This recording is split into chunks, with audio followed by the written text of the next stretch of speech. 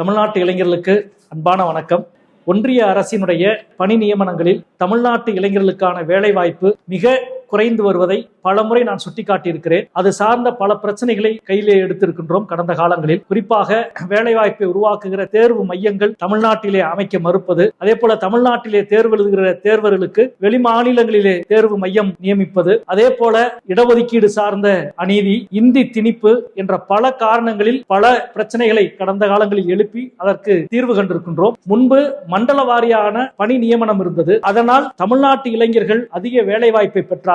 அது மட்டுமல்ல, தமிழ்நாட்டிலே இருக்கிற ஒன்றிய அரசினுடைய அலுவலகங்களில் தமிழ் தெரிந்த அலுவலர்கள் இருந்தார். உச்சநீதிமன்றத்தினுடைய ஒரு தீர்ப்பை காரணம் காட்டி பாஜக அரசு ஒரே தேசம் ஒரே தேர்வு என்ற அடிப்படையில் மண்டல வாரியான தேர்வுகளை முழுமையும் நிறுத்திவிட்டு இப்பொழுது மையப்படுத்தப்பட்ட தேர்வுகள் மட்டுமே நடக்கிறது. அதனுடைய விளைவுகளை தமிழ்நாடு முழுவதும் நாம் பார்க்க முடியும். எந்த தபால் அலுவலகத்துக்கு சென்றாலும், ரயில்வே அலுவலகத்துக்கு சென்றாலும், வங்கிக்கு சென்றாலும் பெரும்பாலும் தமிழ் தெரியாத அலுவலர்களால் இன்றைக்கு ஒன்றிய அரசினுடைய நிறுவனங்கள் நிரம்பி வழிவதை நாம் பார்க்கின்றோம். இந்த பின்னணிகளை எதிர்த்து மண்டல வாரியான தேர்வுகள் நடத்தப்பட வேண்டும் என்று தொடர்ந்து கோரிக்கை வைத்துக் கொண்டிருக்கின்றோம். அதற்கான செயல்பாடுகளிலும் இறக்கியிருக்கிறோம். இந்த பின்னணியில் இப்பொழுது மத்திய தேர்வாணையம் 2 தேர்வுகளை அறிவித்திருக்கிறது. கம்பைன்டு கிராஜுவேட் லெவல் வருகிற ஜூலை 24ஆம் தேதி விண்ணப்பிக்க கடைசி நாள். வருமான வரித்துறை, கலால் மற்றும் கணக்காயர் துறைகளிலே பணி நியமனங்கள். அதே போல இன்னொரு தேர்வு என்பது மல்டி டாஸ்கிங் ஸ்டாஃப். அதற்கு +2 தான் தகுதி. அதற்கு விண்ணப்பிப்பதற்கு கடைசி நாள் இந்த மாதம் 31ஆம் தேதி. இந்த 2